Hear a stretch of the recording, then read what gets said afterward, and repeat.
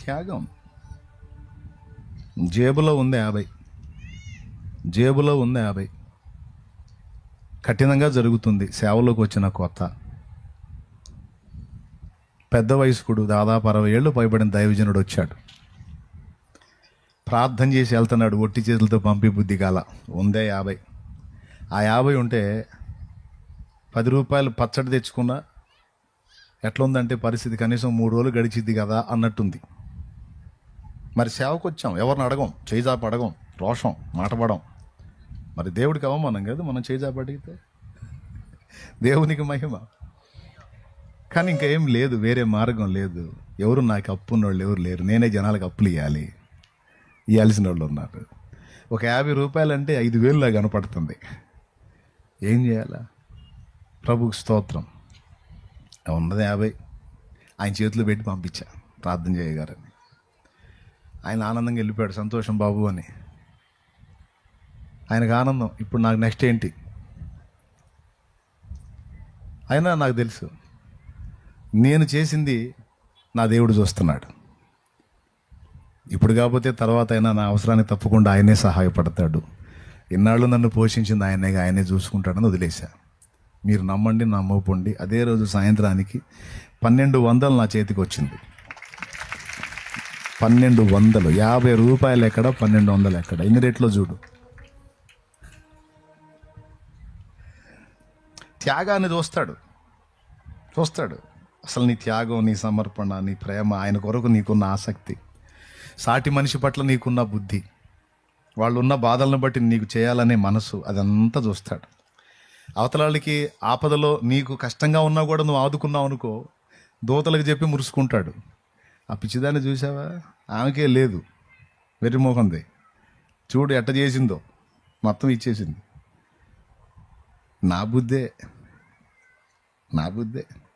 దూతలు అంటారు, నీ బిడ్డకి నీ బుద్ధి రాక ఎవరి బుద్ధి వచ్చిందే ఏసయ్యా? నీ బుద్ధే ప్రభా. మెచ్చుకుంటాడు. ఆ తిక్కలోని చూసావా?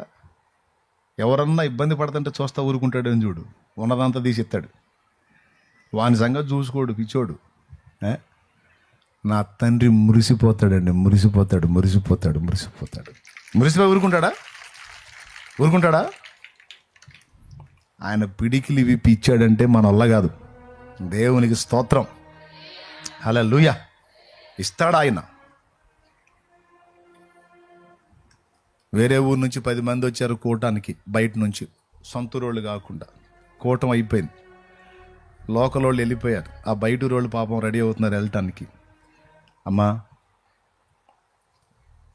వాళ్ళు వేరే ఊరు వెళ్ళాలి, దూరం, కొంచెం అన్నం ఉంటే పెట్టొచ్చు కదా అన్న. మాకే లేదు టికానాడ. స్తోత్రం. మాకే లేదు. ఎట్లా చేయాలా?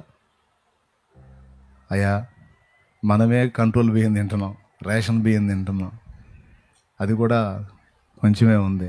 ఆ ఉన్నదానిలోనే వండిపెట్టి మన సంగతి దేవుడు చూసుకుంటాడు. ఇప్పటిదాకా వాక్యం విన్నారు, టైం అయింది. వాళ్ళని అట్ట ఖాళీ కడుపుతో పంపటం నాకు మనసు లేదమ్మా, ఏదైనా పెట్టుమా అన్న.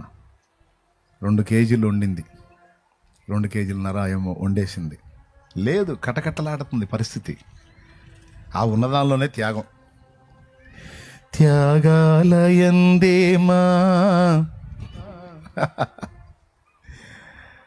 శుభ్రంగా అంత తిని తృప్తిగా వెళ్ళిపోయారండి. మా అమ్మ నవ్వుతూ వచ్చాయా, త్యాగాలేం బాగానే చేపిస్తావు, మరి మన సంగతి ఏందండి? మన సంగతి ప్రార్థన చేద్దాం, దేవుడే చూసుకుంటాడు. అంతేలే. నా దేవుడు అన్యాయస్తుడు కాదు. 2 కేజీలతో మొదలుపెట్టిన ఆహారం వండటం ఈరోజు 60-70 క్వింటాలు వండుతారు. 60-70 క్వింటాలు తమ్ముడు. చిన్న మాట, 60-70 క్వింటాలు అంటే వారానికి వచ్చి 12-14 క్వింటాలు వండుతారు. వారానికి వచ్చి ఇక నెలకు లెక్కేసుకో, 60-70 క్వింటాలకు పైన వండుతానే ఉంటారు, పెడతానే ఉంటారు. ఇప్పుడు పోయి కూర్చున్నా నీకు అన్నం ఉంటుంది అక్కడ. 2 కేజీలు ఎక్కడ? త్యాగం 2 కేజీలు. దేవుడిచ్చిన సమృద్ధి మన వల్ల కాదు దాన్ని ఆపటం. హల్లెలూయా. ఎప్పుడు ఒక ఎగ్జాంపుల్ చెప్తాను నేను. కిరాణా షాప్లో సరుకులు కట్టించుకుంటుంది తల్లి కొడుకుతో వెళ్ళి. పొట్లాలు కడతా ఉన్నాడు, ఆమె చెప్పిన ఎచ్చాలన్నీ కడుతున్నాడు. ఈడేమో కూర్చొని ఈ పిల్లోడు ఉన్నాడు కదా, కూర్చొని ఇవి ఉంటాయి కదండి పల్లీలు, ఏమంటారు శనక్కాయ పప్పు, వాటికెళ్ళి చూస్తున్నాడు. వాడు ఈయన పొట్లాలు కడతా పిల్లోడుగా, అరే తీసుకోరా మూత తీసుకో అన్నాడు. వాడు తీసుకోవట్లా, అతనికి వెళ్ళి చూస్తున్నాడు, సీసాకి వెళ్ళి చూస్తున్నాడు. అందులో దాని నిండా పల్లీలు ఉన్నాయి, అదే శనక్కాయ పప్పు. వాడు తీసుకోవట్లా, అలాగని దానికి వెళ్ళి చూపు మానుకోవట్లా, దానికి వెళ్ళి చూస్తున్నాడు, తీసుకోవట్లా. వాళ్ళ అమ్మ కూడా చెప్పింది, అది తీసుకోరా అంకుల్ చెప్తున్నాడుగా తీసుకో అంటే, నోండి మమ్మే అన్నాడు. ఆ పొట్లాలు గట్టి ఆయన తీసుకోనా తీసుకోరా తీసుకోవచ్చుగా అని పొట్లాలు గట్టు అయిపోయినాక ఆయన మూత తీసి ఆ గుప్పిడి బట్టి ఇచ్చాడు. ఆయన ఎప్పుడైతే గుప్పిడి బట్టి ఇచ్చాడు అప్పుడు చేతులు చెప్పాడు. ఆయన గుప్పిడి ఇటు దోశల నిండా వచ్చినాయి. అప్పుడు పోసుకున్నాడు జేబులకి. వెళ్ళేటప్పుడు వాళ్ళ అమ్మ అడిగింది, ఏమన్నా మర్యాద అది? అంకుల్ తీసుకోమన్నప్పుడు నువ్వు తీసుకోవచ్చుగా, తీసుకునేడు ఆయన ఇచ్చినా తీసుకోకూడదు, అలాంటిది ఆయన ఇచ్చినప్పుడు తీసుకుని అదేదో ముందే తీసుకుంటే పెద్దల్ని గౌరవించినట్టు ఉంటుందిగా అంటే, అది కాదు మమ్మే, అది కాదు, నేను తీసుకుంటే నా చేయి అంత, నా చేతితో తీసుకుంటే ఒక జేబు కూడా రావు, అందుకే కొంచెం ఓపిక పెడితే అంకులే ఇస్తాడులే అని నిలబడ్డా. చూడు అంకులు ఆయన చేతితో ఇచ్చాడు, నా పై జేబు నిండింది, కింద ఉన్న 2 జేబులు నిండినాయి, ఇక ఇంకా చేతిలో ఉండే, చూసావా? ఆ అంకుల్ ఎంత ఇస్తాడో తెలియదు కానీ మనకున్నాడు ఆయన డాడీ. ఆయన పిడికిలి విప్పితే పట్టజాలనంత దీవెన, ఆయన పిడికిలి విప్పితే పట్టజాలనంత దీవెన, సమృద్ధి. ఈరోజు దరిద్రతతో ఉండుండొచ్చు, ఫుడ్కి లాటరీ కొడుతుండొచ్చు, టికానా లేని స్థితిలో ఉండొచ్చు. గుర్తుపెట్టుకో, నువ్వు దేవుని కోసం త్యాగం చేస్తున్నావు, మర్చిపోవద్దు. అప్పులైతే దేవుని కోసం అయ్యావు, శ్రమ పడితే దేవుని నిమిత్తం పడుతున్నావు. దీనంతటికి ప్రతిగా నా దేవుడు పిడికిలి విప్పి నీకు ధారాళంగా ఇచ్చే రోజు ఒక రోజు ఉంటుంది. ఆ రోజు నీ కన్నీళ్ళు ఆనందనాట్యంగా మార్చబడతాయి. ఆ రోజు నువ్వు కూడా 10 మందికి ఇచ్చే స్థితిలోకి వస్తావు. నా దేవుడు ఆ కార్యం చేస్తాడు. నమ్మకం లేదా? ఎంతమందికి విశ్వాసం ఉంది? ఈరోజు మనం ఇబ్బంది పడుతుండొచ్చు కొద్ది కాలం ఈ శ్రమలో, ఈ పరీక్షా కాలం పూర్తయిన తర్వాత. సో పరిశోధన కోసమే లేమి, పరిశోధన కోసమే అవమానం, పరిశోధన కోసమే హతసాక్షి మరణం, పరిశోధన కోసమే కొన్ని రకాల ఇబ్బందులు, శ్రమలు, సమస్యలు, వ్యాధులు, బాధలు. ఇందులో పాస్ అవ్వాలా ఫెయిల్ అవ్వాలా? పెద్దగా చెప్పండి. సాగలేకపోతున్నావా? ఎదురెత్తున్నట్టుందా? దేవుని వైపే చూడు. సాగలేని జీవిత సమరములో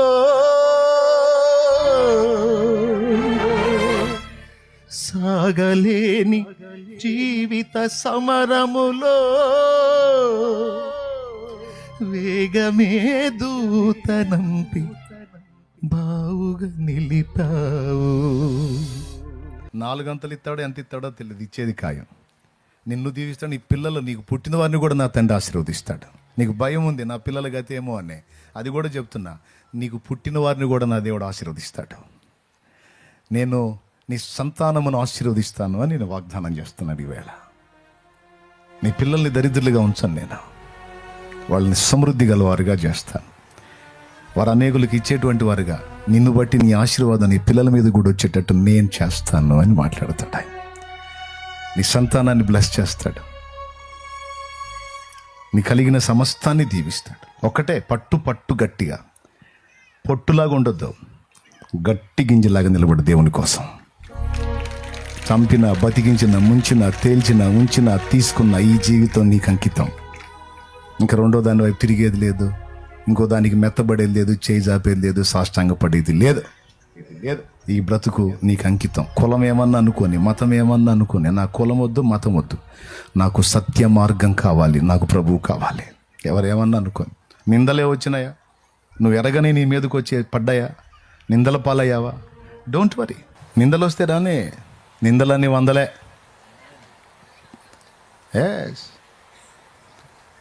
ఇన్ని ప్రచారం చేశారు నా మీద, ఇన్ని డైరెక్ట్గా యూట్యూబ్ లైవ్లు పెట్టి మాట్లాడారు నా మీద.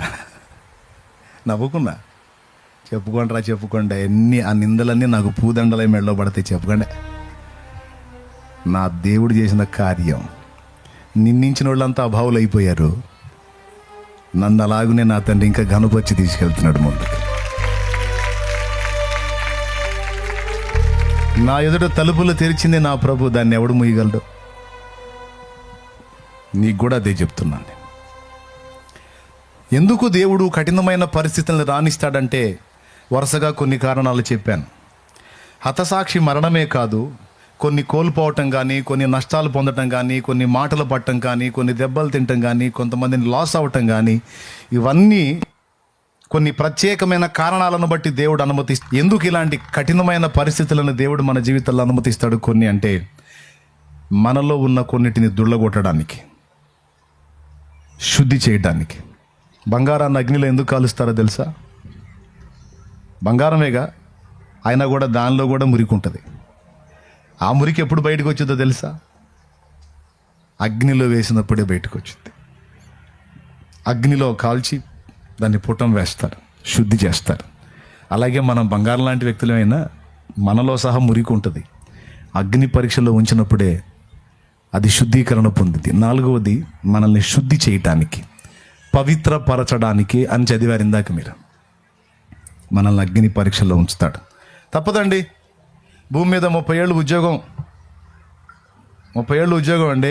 కష్టపడి చదివితే సచ్చి చెడి 30 ఏళ్ళకి ఉద్యోగం వచ్చింది. అక్కడ నుంచి ఆ 30 ఏళ్ళు మళ్ళీ ఉద్యోగం చేసి 60 ఏళ్ళు వచ్చేటప్పటికి సెలవు కప్పి దండేసి ఇంకా బా అంటారు. అంటే రిటైర్మెంట్. ఈ 30 ఏళ్ళు ఉద్యోగం ఇవ్వటానికే బతుకాలం పరీక్షల్లో పాస్ అవ్వాలి. శాశ్వత కాలం అక్షయ కిరీటం ఇచ్చి, అక్షయ జీవం ఇచ్చి, నిత్య జీవం ఇచ్చి, సింహాసనం ఇచ్చి, రాజదండం ఇచ్చి, రాణిని చేసి, రాజును చేసి నిన్ను పరిపాలనలో పెట్టాలంటే మరి నీకు ఎగ్జామ్స్ వద్దా? పరీక్షలు వద్దా? కాబట్టి అన్నీ ఇచ్చినట్టు చేస్తాడు, తీసినట్టు చేస్తాడు, ఏమీ లేనట్టు చేస్తాడు, లేనివన్నీ ఉన్నట్టు.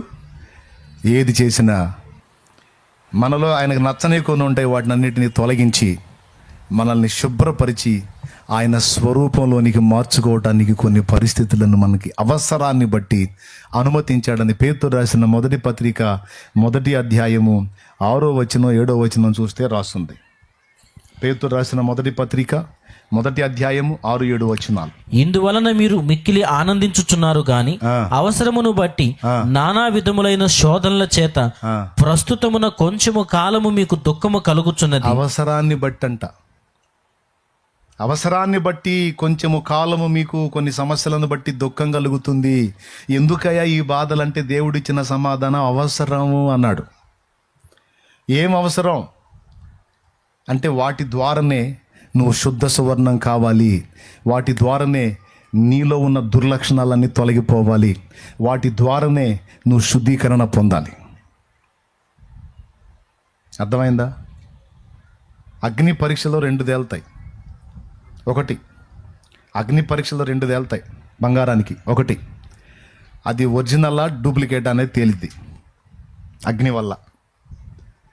బంగారపు కమ్మె దొరికిందని బంగారపు కొట్టుకు పోయామనుకో, ఏం చేస్తాడు? తీసుకొని డబ్బులు ఇస్తాడా? ఫస్ట్ ఏం చేస్తాడు తెలుసా? దాని మీద యాసిడ్ వేస్తాడు. యాసిడ్ అంటే ఏం తెలుసా? ద్రవ రూపక అగ్ని, నీటి రూపంలో ఉన్న అగ్ని. అది పోస్తే కాలిద్ది. కాలి ఒకవేళ నకిలీది అనుకో, దాని అసలు రంగు బయటకు వచ్చింది. ఒరిజినల్ అనుకో ఇంకాస్త మెరిసిద్ది. స్తోత్రం, హల్లెలూయా.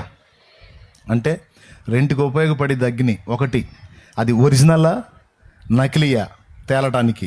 2వది, ఆ అగ్నిలో కాల్చినప్పుడు దాని లోపల ఉన్న మురికంతా శుద్ధీకరణ పొంది శుద్ధ సువర్ణం అయితే. మేలిం చేసిన బంగారానికి రేట్ ఎక్కువ, మేలిం చేయని బంగారం రేట్ ఎక్కువ. మీకు తెలియందిగా చెప్పండి.